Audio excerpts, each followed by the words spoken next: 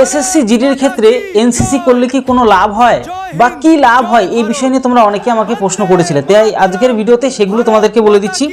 SSC জিডির ক্ষেত্রে বা তোমরা যারা অগ্নিবীরেও অ্যাপ্লাই করতে চাইছো, এসএসসি জিডি তোমাদের কত রকম ভাবে নাম্বার দেবে তোমরা নিজেরাও কল্পনা করতে পারবে না। সবার প্রথমে দেখো এসএসসি জিডির ক্ষেত্রে তোমাদের এনসিসি করলে কি সুযোগ সুবিধা রয়েছে বা সত্যি কি এখান থেকে কোনো বেনিফিট হয়। অবশ্যই এসএসসি জিডি এবং অগ্নিবীরের ক্ষেত্রে এই এনসিসি যদি তোমার করা থাকে তুমি কিন্তু এক্সট্রা নাম্বার পাবে।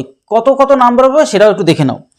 এনসিসি সার্টিফিকেট থাকলে তুমি কিন্তু, যেহেতু আমি প্রথমত বলছি এসএসসি জিডির ক্ষেত্রে 160 নম্বরের পরীক্ষা, 80টা প্রশ্ন 2 নম্বর করে 160 নম্বরের পরীক্ষা হয়। তো সেক্ষেত্রে দাঁড়িয়ে তোমার যদি এনসিসি সি সার্টিফিকেট থাকে তাহলে তুমি কিন্তু 5% পাবে। তাহলে 160-এর 5% যদি করো তাহলে দেখবে 8 নম্বর তুমি এক্সট্রা পেয়ে গেছো। এক্সট্রাই 8 নম্বর তোমাকে দিয়ে দেবে। তার মানে বুঝতে পারছো তুমি এক্সট্রা 8 নম্বর এগিয়ে থাকছো। এর পাশাপাশি জানো চাকরি পরীক্ষাতে পয়েন্ট নাম্বার কত গুরুত্বপূর্ণ, আর 8 নম্বর এগিয়ে থাকা মানে বুঝতে পারছো কতটা তুমি এগিয়ে রইলে। এর পাশাপাশি এনসিসি বি সার্টিফিকেট যদি তোমার থাকে তাহলে 3% এক্সট্রা পাবে। 3% এক্সট্রা পাওয়া মানে 4.8 নম্বর তুমি এগিয়ে থাকলে তোমাকে এক্সট্রা দেওয়া হবে। এর পাশাপাশি ওবিসি এ সার্টিফিকেট যদি তোমার থাকে তাহলে তুমি কিন্তু 2 নম্বর এক্সট্রা পাবে, মানে 3.22% নাম্বার, কিন্তু 3.2 নাম্বার তুমি এক্সট্রা পেয়ে গেলে। মানে এসএসসি জিডির ক্ষেত্রে তুমি এনসিসি করলে কি এক্সট্রা নাম্বার পাবে। এবার আমি আসবো অগ্নিবীরের ক্ষেত্রে। অগ্নিবীরের ক্ষেত্রে তুমি যদি এনসিসি সার্টিফিকেট করে রাখো তাহলে তুমি কি রকম নাম্বার পাবে। এনসিসি এ সার্টিফিকেট যদি করে রাখো তাহলে এক্সট্রা 5 নম্বর পাবে তুমি, ঠিক আছে, এক্সট্রা 5 নম্বর। এর পাশাপাশি লিখিত পরীক্ষার সাথে এটা যুক্ত হয়ে যাবে, যখন কাট অফ দেবে তখন এটাও জুড়ে যাবে, যেহেতু তুমি সার্টিফিকেট দিয়েছো। এক কথায় 5 নম্বর ছাড় পাবে তুমি, এরকম বললেও চলে।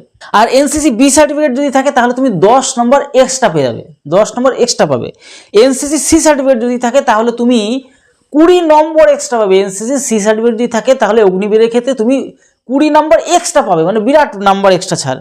আর এনসিসি সি সার্টিফিকেট সহকারে তুমি যদি কোনো একদিন যদি তুমি পার্টিসিপেট করো রিপাবলিক ডে ক্ষেত্রে এবং তোমার যদি সার্টিফিকেট থাকে সেরকম, তাহলে তুমি কি এক্সট্রা 25 নম্বর তুমি কিন্তু সেক্ষেত্রে পাবে। তার বুঝতে পারছো এনসিসি সার্টিফিকেট করা থাকলে কিন্তু এসএসসি জিডির ক্ষেত্রে এবং অগ্নিবীরের ক্ষেত্রে বিপুল পরিমাণে কিন্তু তোমার সুবিধা রয়েছে। তার তোমরা যদি এখনো যারা একদম নিউ, তোমরা অল্প বয়স রয়েছে, 17 বছর অ্যাপ্রক্স বয়স রয়েছে বা মাধ্যমিক পাস করেছো, তোমরা কিন্তু অবশ্যই তোমরা যারা এনসিসি সার্টিফিকেট করে রাখতে চাও তাহলে কিন্তু এখন থেকে শুরু করে দিতে পারো।